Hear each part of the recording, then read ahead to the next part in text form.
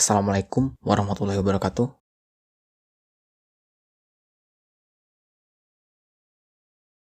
Hampir semua alat yang dimanfaatkan dalam berbagai macam pekerjaan menghasilkan daya dalam bentuk gerakan berputar, dari kincir angin untuk menggiling, kincir air, mesin uap, hingga mesin pembakaran dalam yang menggunakan minyak bumi atau gas alam sebagai bahan bakar. Menghasilkan daya berbentuk gerakan berputar. Daya atau power atau tenaga yang dihasilkan ditentukan oleh dua hal, yaitu torsi dan putaran mesin. Torsi adalah gaya yang membuat sebuah benda berputar dengan pusat tertentu. Sedangkan putaran adalah seberapa banyak benda berputar pada rentang waktu tertentu. Pada kendaraan, biasanya menggunakan satuan RPM, yaitu berapa banyak rotasi yang terjadi per menit. Sementara torsi adalah besarnya gaya dikalikan jarak, biasanya menggunakan satuan Newton meter atau pound feet.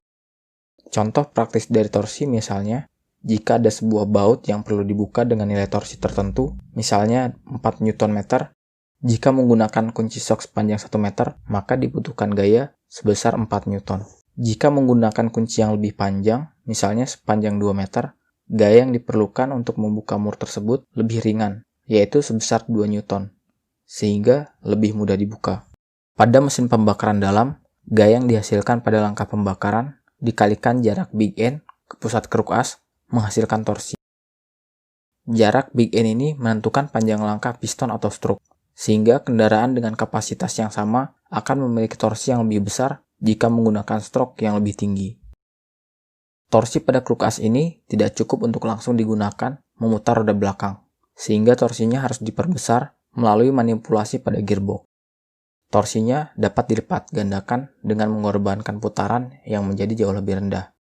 Misalnya, sebuah kendaraan memerlukan torsi minimal 50 Nm untuk bergerak, namun mesinnya hanya menghasilkan 30 Nm torsi pada 3000 rpm. Melalui manipulasi gearbox, dengan menggunakan gear yang memiliki perbandingan diameter 1:2, maka mesin dapat menghasilkan torsi maksimal sebesar 60 Nm. Dengan mengorbankan putaran menjadi lebih rendah, yaitu 1500 rpm. Kedua bagian gear ini sama-sama mentransmisikan daya yang sama, yaitu sebesar 9,4 kW atau 12,6 horsepower. Jadi, daya atau power ditentukan oleh dua hal tersebut. Pada kendaraan, nilai torsi besarnya tidak selalu sama pada setiap putaran mesin, sehingga nilai daya yang dipengaruhi oleh torsi juga tidak selalu sama. Sebuah mesin dapat menghasilkan daya yang besar jika memiliki torsi yang besar atau putaran yang tinggi. Kendaraan balap umumnya memicu mesin ke putaran yang sangat tinggi agar dapat menghasilkan daya yang besar. Meskipun ada juga yang memanfaatkan torsi yang besar untuk menghasilkan daya yang sebesar mungkin, seperti tim Audi pada ajang balap ketahanan Le Mans 24 Hours.